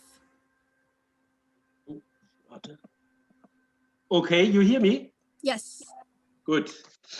I am Wolfgang from the Peace Factory Manfred in Germany, living in the middle of this country. Today, we had a conference with people in Ghana, because I'm active since many years for Initiative Black and White, when in Germany they started 20 years ago, when a lot of refugees come to tax them and even kill some refugees. I thought, what can we do about?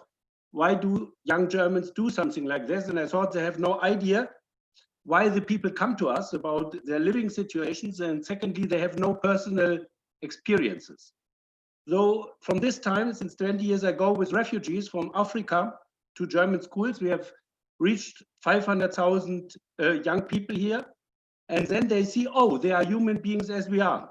We combine music, drumming, and information, how much Europe has exploited Africa in the last 500 years and what they do still up to today. In our conference in Ghana, they say they have very big fear that in the elections in December, war might escalate, violence might escalate. And there were very strong Ghanaians who think about what we can do. So it is important that when we see there is a risk that we put hands together. They are strong people, but they have very small resources. And they want to educate the young people, because brutal politicians who fight for their positions misuse these perspectiveless young people, because many have no jobs, have no future, to push them in the direction of violence and wars. So it is very important that we reach them. In this week, the German government has decided to expand their military intervention together with France in West Africa.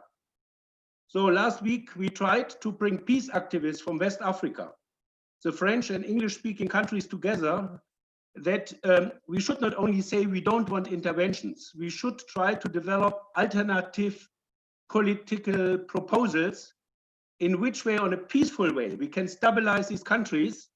And now we try to get a network with those initiatives from these countries, because many of the reasons why people have no perspective are connected with us because we don't pay fair prices for their resources.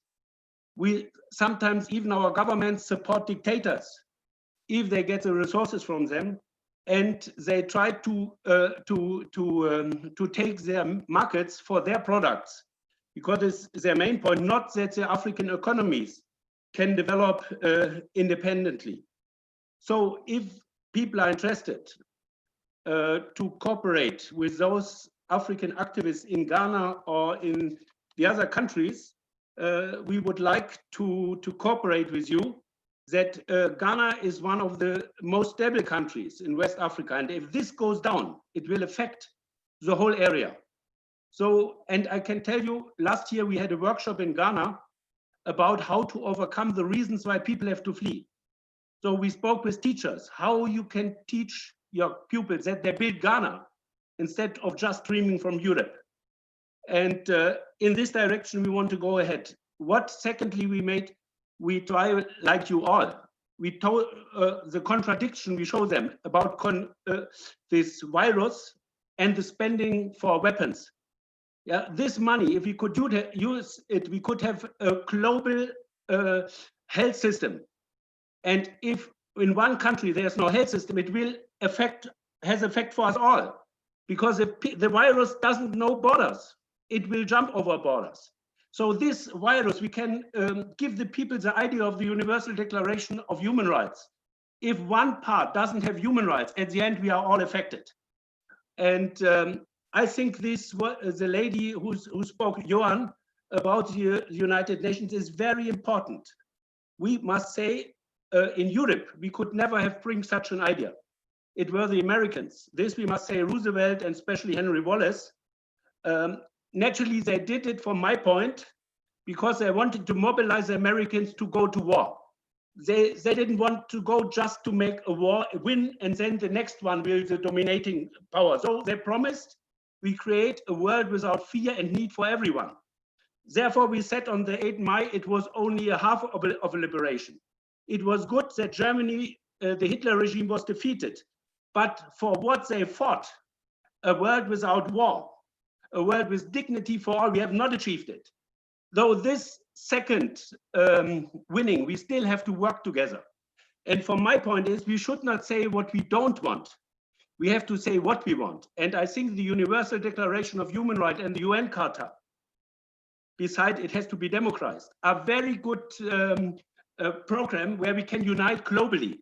And I think we should organize the personal connections around the world between the people.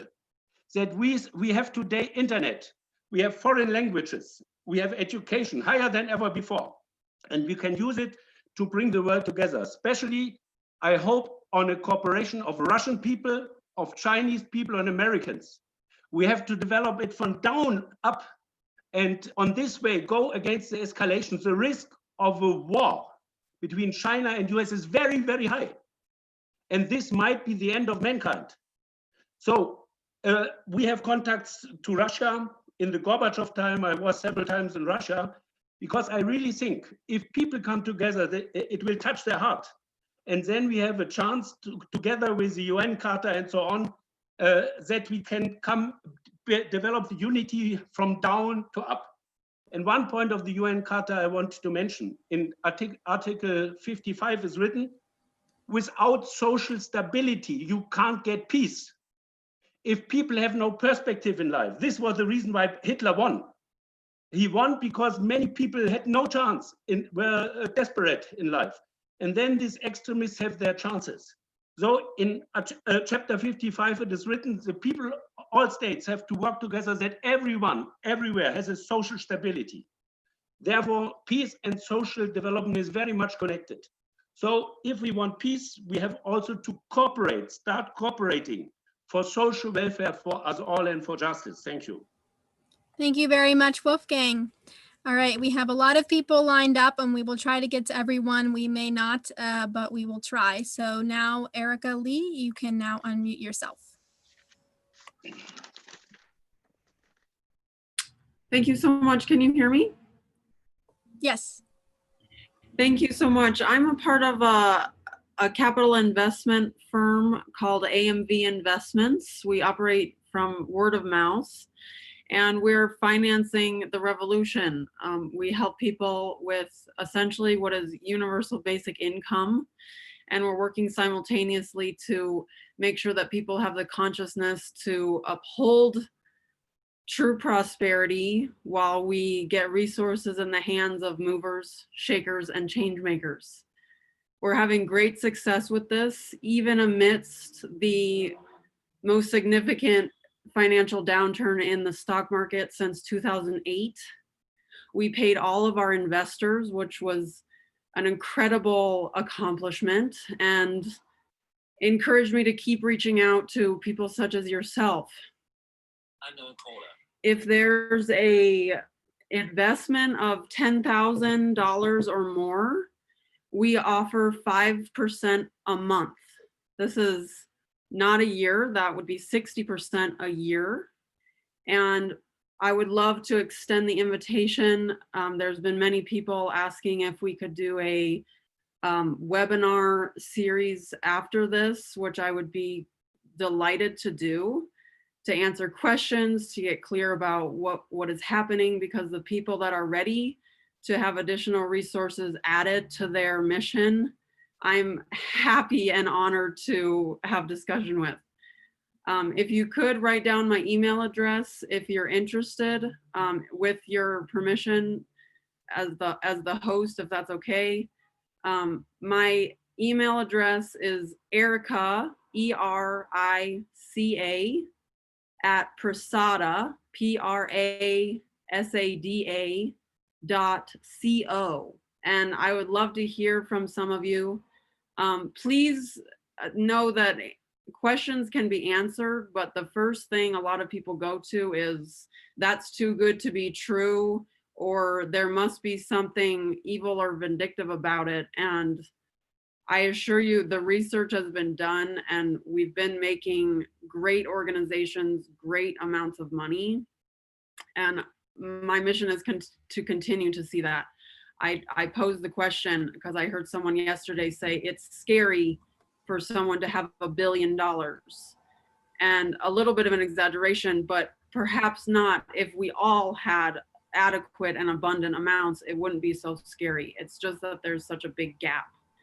Thank you, Erica. And I see a lot of questions coming up in the chat. So maybe you can post your website and your email in the chat so you can answer people's questions and give them more information about your initiative. Thank you so much. Okay, next we have Yusuf. Yusuf, you can unmute yourself. I am so grateful to have World Beyond War and Global Citizen operating in this world. We are definitely and sorely in need of those two organizations. My name is Yusuf. I was born in Palestine, also known as the Holy Land. All land is holy. Where I grew up, I had no water, no running water, no electricity. And I was displaced from my home when I was 12 years old. I landed at Ellis Island on my 12th birthday, and from there came to Michigan. Shortly after, I couldn't speak English, but as soon as I barely learned English, my father died and left me responsible for my mother and 3 sisters. And I went to work at Ford Motor Company. I lied about my age, and I went to work at midnights at the factory and went to high school all day. I did that for 4 years. I managed to become elected county commissioner in Oakland County, Michigan. And I ran for the US Congress in 1972. I came within 1% of being a US congressman as the first Palestinian in Congress. You can see that story on my website, yusuf.org. That's all, just yusuf.org. You can see my website. I've spent my lifetime promoting peace. I never leave home without my Palestine symbol and my peace symbol. And I'm just so frustrated that we have 5 war colleges but we don't have a single college of peace. We have a war, Department of War. It's called Department of Defense, but it's really Department of War. We don't have a Department of Peace. It's just, in 1979, I was the general manager of the Symposium on Humanity at the University of Detroit. It was a 3-day weekend in Detroit, and we had about 4,000 people come out to that. Our motto was people ahead of profits, humanity ahead of economics. This is in 79, we were promoting these concepts. So I don't want to take other people's time. I just want to say that we need peace. Peace is free. Wars cost money. Thank you all. Thank you very much, Yusuf. And we are almost done with this 2-hour anti-war activist open mic. So we have time for 3 more people. I see some hands up. I'm sorry we can't get to every single person, but we will do 3 more. And then we will go to the Ottawa Raging Grannies to close us out.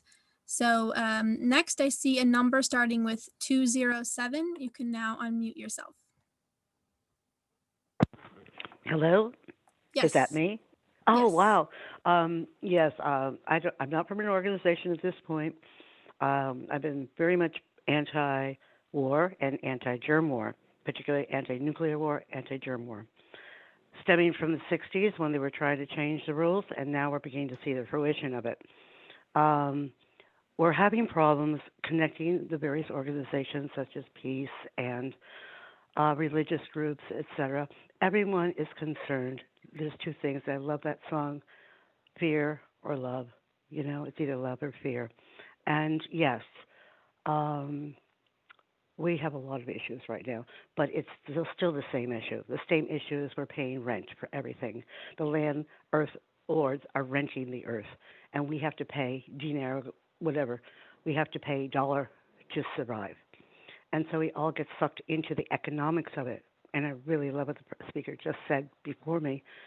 Yeah, it's humanity over economics, definitely. So now that we have COVID, we're all locked down, and I don't know what happened. I can't get access to a computer. I didn't turn on my radio. I just heard that we're having issues with, barricades around our governments. Yesterday, I walked through a rally for Black Lives Matter, and I saw more police there than I've ever seen in Portland, Maine, at Monument Square. And I'm going through, I see a policeman, I say, oh, I think if we had a demonstration against the military, we probably couldn't muster more than this. It surprised me. And it's a problem because as long as they can divide us, they can keep us under control, they can make money off of us. They don't need our oil anymore. They don't need our resources. Well, they do right now, but what they need is our intellectual knowledge. They need our data. They're data mining us, and it scares me that we all have to be communicating through software that people get rent on, and our information is all recorded. Everything is, what Snowden recommended, which we already knew in the 60s. I was involved in the first, in the Vietnam War. Unfortunately, I'm fortunate in a sense. I'm really proud of it. When I was 17, I told my father I believed everybody had the right to travel, and that the USA and the USSR had travel bans on one country, Albania. And I told him I wanted to break the travel bans and bring it into international court. In my youth, I thought that could be done. So I wrote a whole bunch of lawyers, and it turned into free travel to Cuba years later. And since then, a lot of things have happened. I worked in the beginning of the laser industry, and I worked in cancer research, and that's why I know about germ warfare. It's very scary. I don't think it's right. I think we should do away with the production of all kinds of weapons, and we need complete transparency.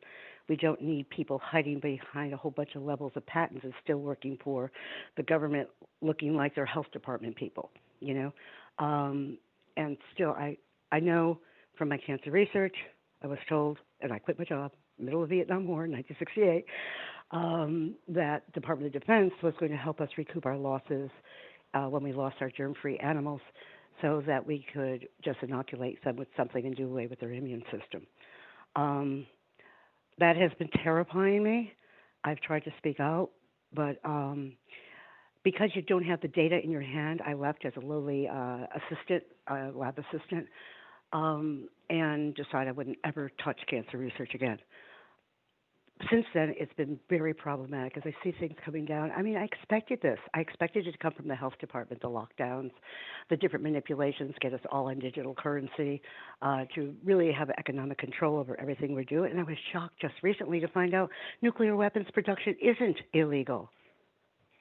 I watched a speaker when I could get a computer for my grandson, Vandana Shiva, talking about seed, oil, not, soil, not oil, and talking about the digital currency and how the different laws with patent laws, et cetera.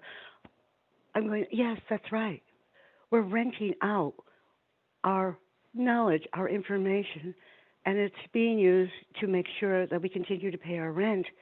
And we don't have the basics. We don't have our soil. We don't have the right over knowing what's in our air or even being able to control what's being put in our air, or our water, or our seed, or our food. And just like they control your food supply, they could cut it off. I want to plan on the earth and the sun, and I don't like the fact that the earth is the newest weapon of war. That, Absolutely. War is one of the they're largest trying to go causes for of nuclear climate power, change. more nuclear power in Maine. Can you believe that? To feed Boston? No. To have surplus energy for the military? No. Thank you so much for Thank sharing. you. We do have to I move on to the appreciate it. next speaker, And but it's been thank wonderful listening to this. I didn't know such an organization was happening. A friend just told me. Thank you very much. Thanks. So yes, we only have time for 2 more people, and then we do need to conclude with the Okay, let Raging me hang up. Grannies. And I appreciate it and everything that I've listened to for the past hour. It was really wonderful. I probably missed a lot by not getting in at 3. Thank you. Thanks. Joe, you can now unmute yourself. Thank you. Can you hear me? Yes. Okay, great. Let's see. The first thing I want to say is that I'm really glad to hear that a lot of people are working on abolishing nuclear weapons. I live in Japan, and that's a big issue for a lot of people here. We were supposed to have a big meeting in New York at the United Nations, and for as you probably know about, that was canceled. A lot of stuff was canceled, and it's been hard for a lot of us. In Japan, we were not really ready for this. The need to communicate through the internet. Let's see, but I'm rambling. Let's see that here in Japan, we've been working on. This is the main poster that. This is my main campaign, I think, working on stopping military construction of a base in Henoko.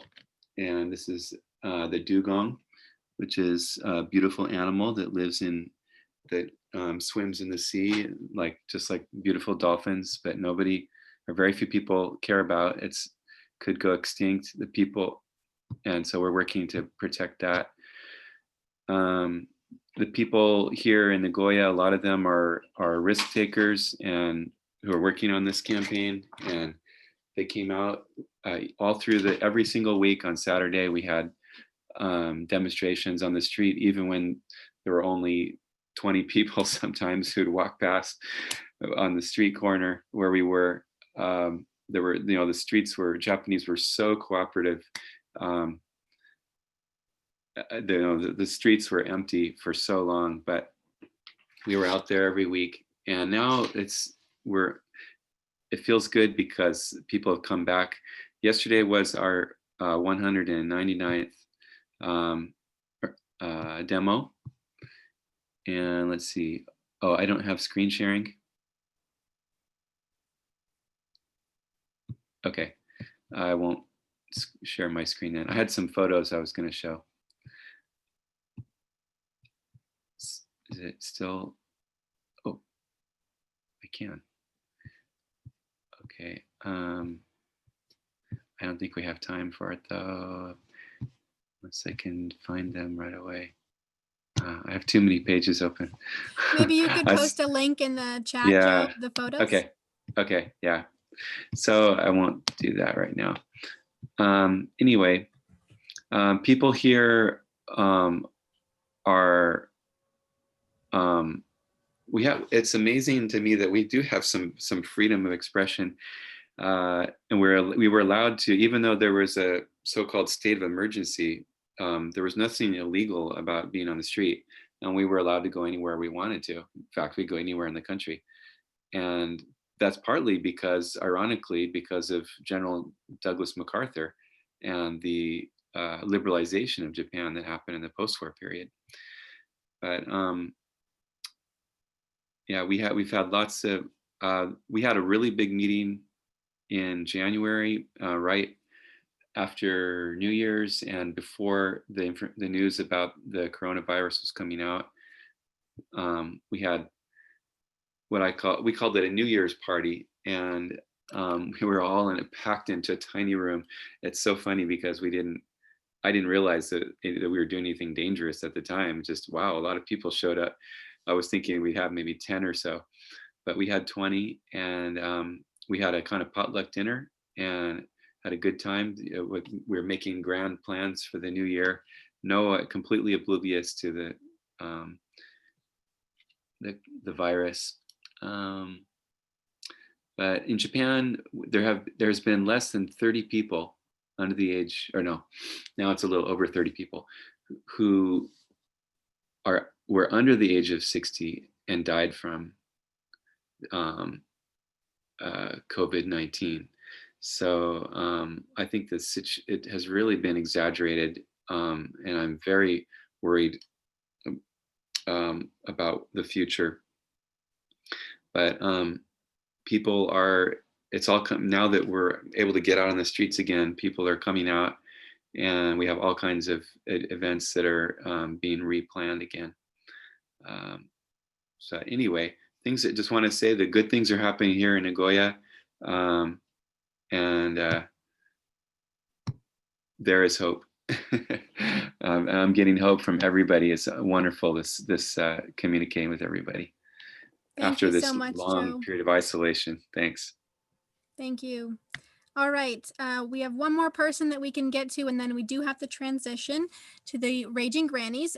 So lastly, Larry Gilbert, you can now unmute yourself.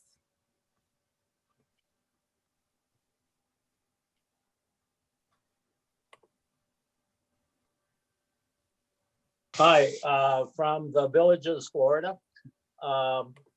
I just wanted to say, when I heard William speak earlier, and he mentioned Mary Wynne Ashford, who had been president of IPPNW, International Physicians for the Prevention of Nuclear War. And the founders were Dr. Bernard Lown from Boston and Dr. Evgeny Chazov of Russia, who was Gorbachev's cardiologist. And so is Dr. Lown, a world-renowned cardiologist. And they formed that organization called International Physicians for the Prevention of Nuclear War, and they grew that organization to 150,000 physicians worldwide. Well, Dr. Lown will celebrate 99 years old on June 7th. And so that's next week. And he and I share the same birthday.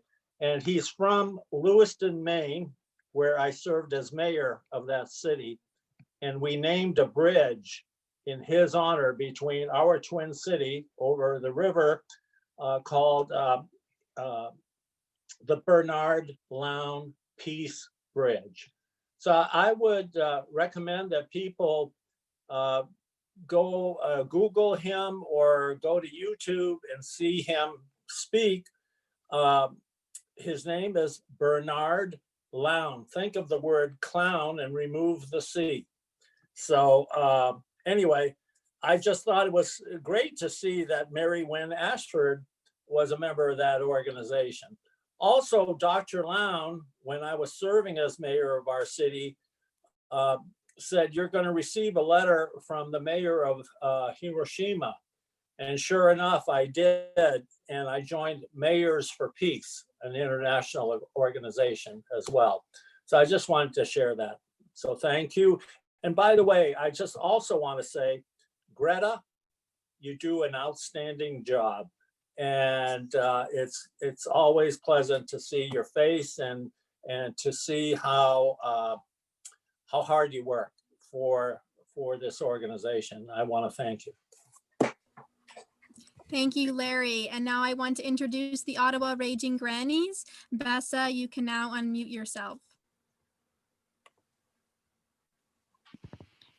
Okay, my name is Bessa Whitmore, and I'm a member of the Ottawa Raging Grannies. I think most of you probably know about the Raging Grannies. We started in 1989 as a group of older women. As you know, older women tend to be invisible. So we wear silly hats and get dressed up in silly clothes, and this makes us more visible. So this Gaggles, we call ourselves Gaggles, they're all over North America and elsewhere in the world. And what we do is sing. So you are invited to sing a song, and it's called You Beat Up Our Gang. And the tune is You Take the High Road. Da, da, da, da, da, da, da, da, da, da. Okay, so you can put the slides up and I will do my best to sing. And you're asked to sing along. Okay? You beat up our gang and we beat up your gang, and you take revenge in the morning. Then we take our turn, and there's always a return to the killing that comes when we're warring. Oh, we're told what to think, and before we even blink, we're pumped up and we're pumped and we're hot to be in it. For glory and gore, just another ugly war with no reason why to begin it. Oh, it's not for the good and it's not for the right, and it's not for our God, Queen, or honor. It's just so the arms dealers make a lot more dough, so they hope wars can go on forever.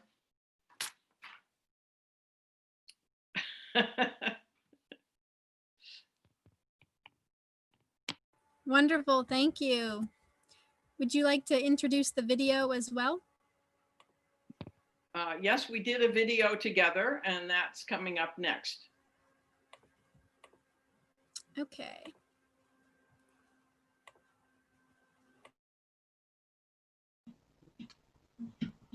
Psst.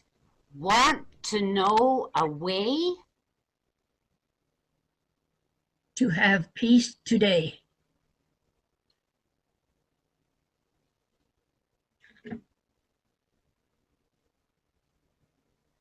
No more war. No more war. We are a gang of white women behind the mask we are in, 'cause we know the way to have peace today. No more war. Hear what Satan prays for. We want a world that's beyond war. Throw those weapons away. Let's make peace today. No more war. War destroys our weather. War wipes species out. War disease together are deadly, there's no doubt. Before the death goes higher, we want a global ceasefire. Let the volume increase as we shout for peace. No more war.